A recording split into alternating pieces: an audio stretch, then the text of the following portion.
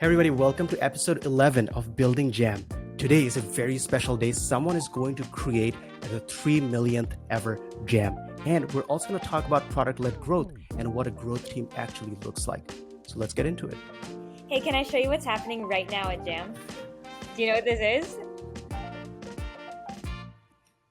Oh my gosh.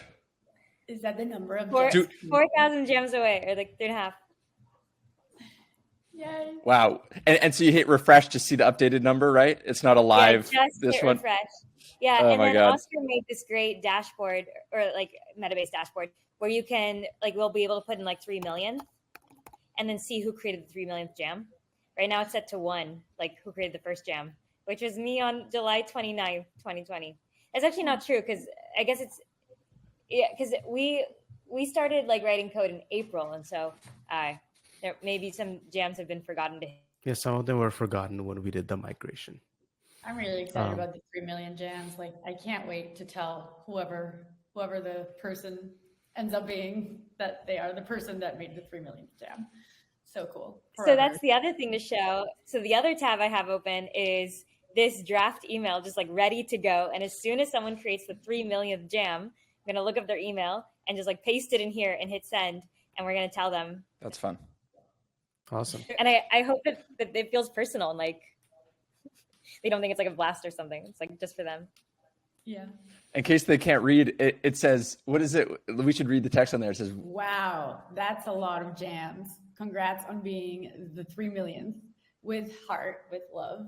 Your friends at jam.dev. The other thing to say here is that this Cyrus picture has become a meme in Slack. It's now in a React emoji. It's already, how fast, who makes these? Like, how? I remember, okay, so at the last company that I worked at, Focus, shout out, you guys are awesome.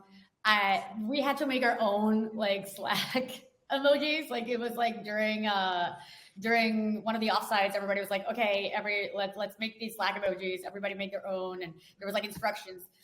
And at Jam, it's like, there's like Slack emojis just like already there. Like mine was there. Everyone's is there. There's a joke happens at stand up. 5 seconds later, you can react with it. Like, who's making these? Is that you, Dani? AI is making it. Wow. I would say let's get into the week's challenges and the week's things that are happening. So one of the really interesting things happening at Jam is we're setting up our first growth team, which feels like a new challenge. And over the last 10 years, I feel like there's like been a lot of like art and science of growth. And so I've been just in this like deep rabbit hole of the internet, reading and watching and listening to everything that people have been saying about how they've set up growth teams. Like there are a ton of LG companies that have like pioneered this, like Miro and I don't know who else, Superhuman. And so it's been really cool to learn. I'm going to share with you a couple of things that I thought were just like so brilliant. Okay, here's the first one. I think this is so cool. So Superhuman is building a pro tool for email, right? So they want the tool to feel very pro, for there to be like a lot of options, for like things to be like packed away behind icons. And so this is what their compose button looked like. But they were having a hard time getting new users to like activate and become like habitual Superhuman users because the tool's so pro, it's like it's hard to find the right buttons. And so they did an experiment where for the first like however many weeks you're using Superhuman, they label the button and they make it like very buttony. It's like a compose button. And then once you use Superhuman for a while, they take that away and they give you back the UI that they want. And they basically saw like a 15 to 20% increase in their activation rate, which I think is so brilliant. I like this growth team stuff is so fascinating. It's like, oh, you can help users be more successful and like do these like in product nudges. That's one I wanted to share. Yeah. That's super really cool. I wonder how they get people to then use like their shortcuts, right? Because that's the fastest way to use Superhuman is like just shortcuts. Like I don't even hit buttons. I just hit C. And that's when I compose an email. What would be the nudges? Yeah, they have it at the bottom, right? Yeah. They put at the bottom like always keyboard shortcuts that might be useful for you at the moment to train you. I was listening to a talk by Gora Vora, who was the person who like pioneered the growth team at Superhuman. And he said that so there's like an onboarding moment where they teach you the Superhuman shortcuts. And he said that was inspired by Super Smash Bros, where they teach you all the shortcuts as you learn to play the game. He's like, it's that experience, but for email. Yeah. There's a game at the end of their onboarding. Man, like growth hacking, there's so much of overlap between like product, like growth hacking and video game growth hacking. There's so much you can learn from that. Like the whole, like there's this whole thing where like, have you all used Drift before? Like it's like a chat button thing for like customer support and marketing and sales. And when you're setting up Drift, you can basically choose what colors the chatbot will look like and what the name will be, what emojis. And as you are doing it during the onboarding, you can see that it's visually changing. And there's this, I forgot the exact academic term, but basically if you're investing in something, you have more stake in it to like use it and love it. And that's what a lot of, it's inspired by video games. Like when you are creating a new character that you're going to play with, that's where it really comes from, where you're defining your own world, defining your own character, you're investing in it. There's more reason for you to be playing that game. And it's the same idea there applied to products. Yeah. I feel like it would be really fun to have jam profiles of people. Like I would love to do that. So like when you click on your icon or whatever, maybe you have like, I don't know, you can have like 3 featured jams where you like, I don't know, talk about yourself or whatever you want. And like, there's like a little bio and you can connect with other people on jam. And like, I feel like that would be so much fun. And it's kind of like, building your character profile. Yeah. Well, I was scrolling just now looking for like, what's the next example that I wanted to share? Like, cause picking inspiration from all over the internet. I found something else, but I must discuss this with you immediately. So like, every product you sign up for sends like a welcome email. Mm-hmm. And look at this friendly face you're greeted with when you get the welcome email from Jasper. Oh my gosh. Who is that? Is that their CEO? No, it's the person who makes the content. Maybe it's their Ian. Oh, it's their Ian? Yeah. It's there. Yeah. This is what's your vibe? What's your vibe on this? What's the take? Well, like, what's the purpose of a welcome email? It's to like teach you how to use the product and remind you why you signed up, and like, give you a nudge later to try it out again. And it's like, wow, it's like taking what works about not product-led sales, like the actual, like there's a person who wants you to succeed and just like that human face and just putting it front and center. And I'm just wondering if our welcome to Jam emails should just be like Ian's face. Yeah, I mean, there's another thing at play here too. I remember when I was trying out Jasper, this is before their welcome email looked like this.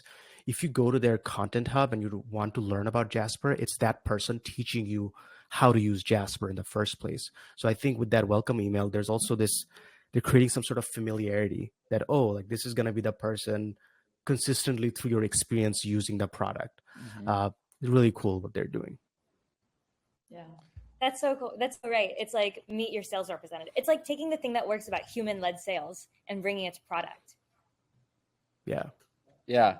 It's a total, I mean, there are many products that I would like, I guess of a companies I admire that also don't lead so heavy with a person, but also like make it more like, I don't know, that feel more designy and don't lean into I guess it feels like almost like a brand choice to not have the person front and center. And I'm of course biased because I would love to make all these tutorial videos of like how to do XYZ thing. And like, let me show it, like, let me be the person that walks you through every single one of these.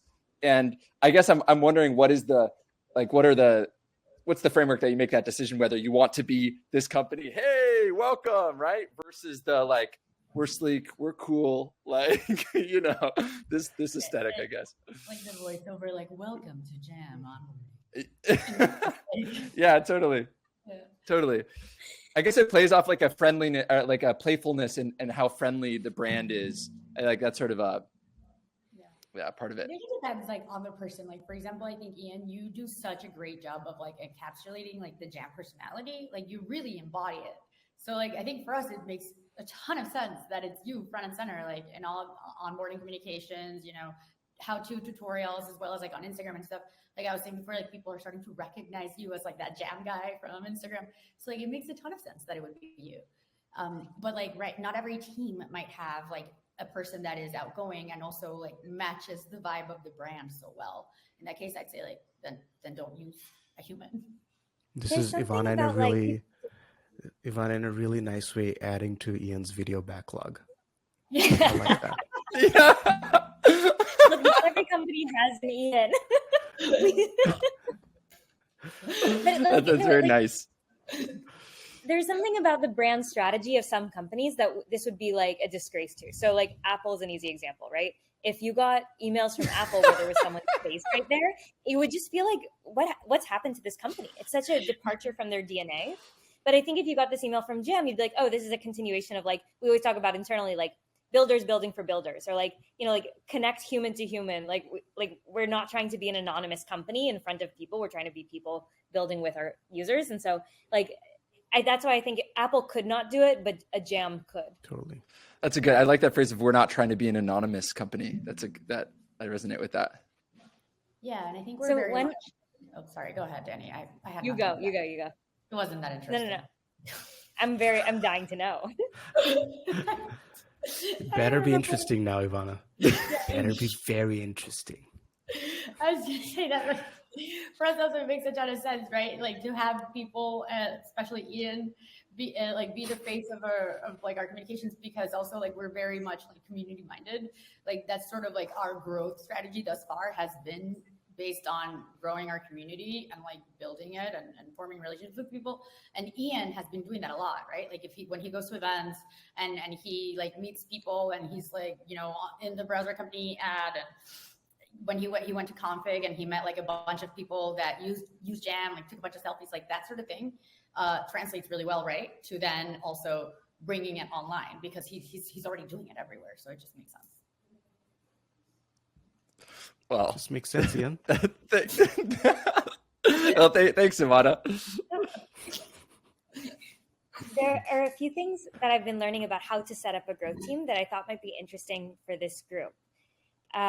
Like, here's one piece of advice I've heard now from like a couple different videos I've watched, which is one of the most important things to do when you set up your growth team is define what are the product experience principles of the actual product that you're not willing to break. Because different growth teams have different levels of aggression of how much to prioritize growing, like their KPIs and their success, versus like there's a whole core product happening. And so it's like, if you have these principles of these experiences we're not willing to break, then it puts like guardrails around the growth efforts where you won't like gamble the whole company just to get a short-term gain. Yeah. Okay, I have a question. And so what? It's a question like and it's probably going to be like a dumb question, but like whatever, I need to understand. So when we talk about growth in Jam, are we talking and a growth team, right? Like who are we talking about? Like, are we talking about product people doing like optimizing the product so that like the growth loops work better or whatever? Or are we talking about like marketing and sales doing growth? Like who is growth? Oh yeah, this is like a PLG team. This is like product-led growth team. This is in product and email marketing nudges to help our users succeed in the product essentially, and like create those flywheels. Succeed in the product is like so cheeky. Like it's to grow the product and create sales, but to do so in a way that's like beneficial, like help each like user spread Jam in their company if they want to, or like find out about advanced features that could help them. Gotcha. I mean, there's so much opportunity here. Okay, like I was in a call today. I was talking to a customer who has been using Jam for a few months, right? And they're upgrading it to a paid plan. So he was talking to me. And he was asking me like, hey, like, so, everything looks good. We're going to go ahead. But I have one question. I'm like, what is your question? So he shares his screen and he shows me, hey, like, look at this part in my application where I hover over the mouse and the menu shows up, but when I move the mouse away, the menu disappears. Like, how do I capture it with the Jam? Because when I take the Jam screenshot, because I have to select my mouse and move away from it, it disappears. And then I was there, so I told him, hey, there's a button to actually do this where you take the after 3 seconds or after 6 seconds Jam and you can automatically capture those like hover states. And when I think about it, like when this person who's been using Jam for months, we have had this feature for, I think, over a year now, and they still don't know. So when Danny's talking about PLG stuff, there is an overarching goal, but there's so many opportunities like this to make our users' lives better. That gets me really, really excited. Yeah. Totally. I know we're coming up on time. Let me give you one last tip that I learned, that I'm like learning as I'm talking to people who've started growth teams and like reading and all the things, which is for all product hires, definitely, but for growth team product hires specifically, the thing that is counterintuitive but you really want to hire for is people who have a great product sense. Because the big battle in growth is, of course, you want the short-term gains, but you also want to keep the product quality high. And so you want people who you can trust their judgment when you're looking away of what trade-offs they will make. And so if you hire people where you're not fully aligned on what a high-quality experience looks like, you won't be able to fully trust the growth team, and they won't be able to run at full speed. And so in your interviews, like over-optimize for product sense, even more than like growth experience. And I just wanted to share because I thought that sort of reminds me a little bit of like a challenge I'm facing, not with product growth, but like marketing growth, which is like for the past few months at Jam, I haven't been really growth, like the actual science of growth. I've been maybe a little bit growth minded, right? But like in our community efforts and events and stuff, which is a different way of like thinking about growth than actually doing like growth things specifically for growth, right? And so like the chat, sometimes I find myself like kind of thinking like, okay, like just because I'm doing more growthy things now, like it doesn't mean that I get to stop thinking like a community brand content marketer, right? You can't, because then your growth stuff is not going to work.